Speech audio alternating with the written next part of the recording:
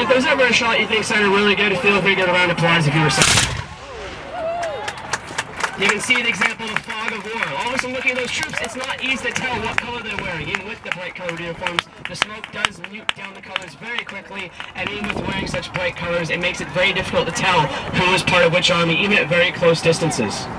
So now the extension has been closed back to the right. The line is now forming back to the more iconic, dense, thin red line. At the time, British troops all fought generally in two ranks where they could all present their muskets and bring their muskets to bear on the enemy. And British troops were known for fighting this long linear formation, the linear tactics it was called.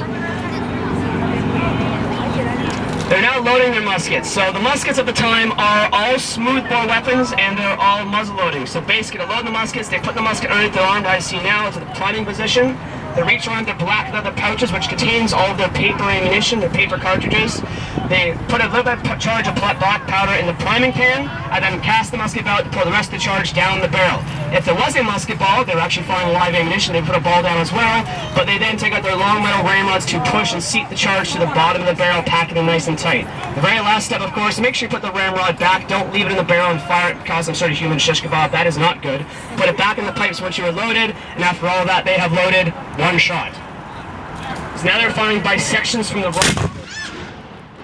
You can see the crisp crack of troops firing together, and British troops were known for being very well disciplined and having clockwork volley fire.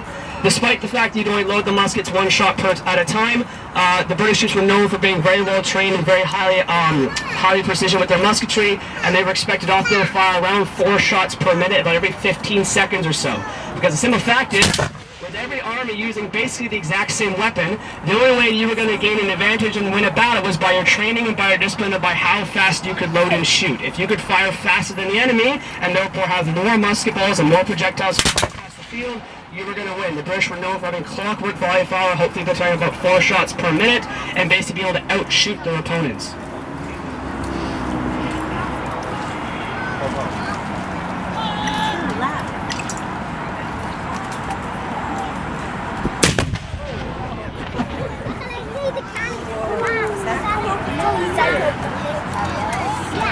So similar extended firing from sections from the right, again, it basically means that there's always a section of troops firing. To give an example, a typical formation for British troops at the time was what was called the battalion. A battalion, in theory, was approximately 1,000 soldiers divided into 10 companies of roughly 100 men each. Each one of those companies would have been commanded by a captain in a long line. You can imagine how long 1,000 soldiers would have been. So these body troops in the field would be representative of maybe about half of one of those companies. So multiply these soldiers 20 times, that would be a typical line formation you would see. And so you can imagine how hard it would be to actually coordinate firing them all at the same time. And so instead, very commonly, sections and companies of platoons would actually fire in a continuous cycle from all the way down the line. So there's a constant fire on the enemy, and there was never a lull, there was never a vulnerable point.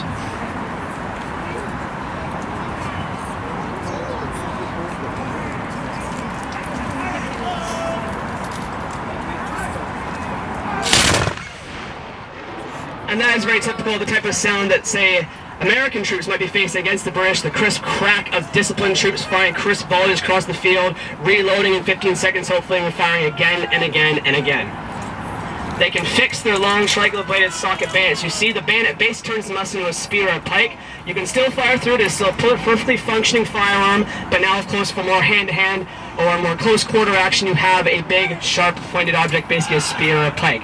So kneeling down, if they were about to be charged by cavalry, troops on horseback, infantry men on foot would normally be at disadvantage. So the typical way to defend against cavalry troops would be getting a large hollow square. So instead of having the ends exposed, they get in a square so all their sides are protected, and they would use the bayonet for their defense. The horses, basic animal instinct, would be that they would not charge into a hedge row of pointed objects. And the bayonet in long lines and a large square like that was basically infantry's defense against cavalry.